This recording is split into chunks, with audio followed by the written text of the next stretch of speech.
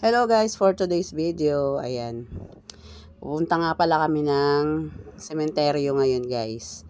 At maaga kaming dadalaw doon sa puntod ng aming mga namayapang mahal sa buhay. Ayan, pupunta muna kami doon.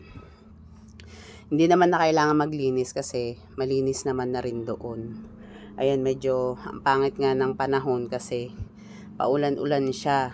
Ayan, pabugso-bugso yung ulan. Pasensya na guys, maingay dito ngayon at may mga motor kasi na mga dumadaan na grabe ang iingay. At eto na nga guys, ayan, bumibiyahe na nga kami. At ayan, medyo malapit-lapit na rin kami niyan. Ang pangit ng panahon. Ayan, kaya may ready na rin kaming nagready na rin kami ng payong kasi pabugso-bugso ngayong ulan yan. At ayan na nga, medyo malapit na kami kaya medyo marami na rin siyang tao sa kalsada kasi yung iba papunta pa lang at yung iba pa uwi na.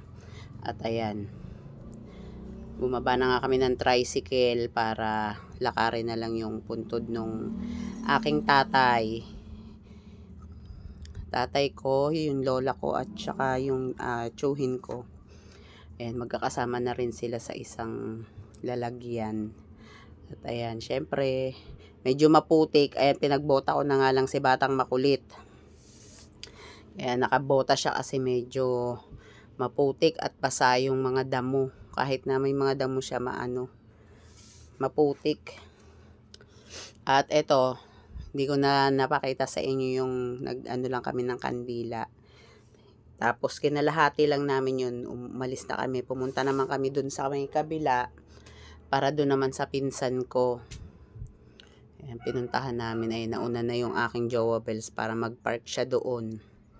Kasi dito kami sa may taas. Ayan. At kasama ko yung dalawa kong anak at yung aking mamets. Ayan. Ayan, nakabota si Batang Makulit. Pinag-ready ko talaga siya kasi alam kong maputik. At puti nga hindi siya umambon na naman. Pero nung pag-akyat nga namin dun sa taas, ayun, umano na siya, lumakas na yung ambon. Siyempre, ngayon lang tayo, once a year lang talaga kami nakakapunta dito. Tuwing October, minsan katapusan, ganun. Kung saan tumapat yung coding, talagang doon pupunta kami. At syempre, ayan, pumunta rin kami sa kapatid ng aking jowa bells at doon sa kanyang tatay.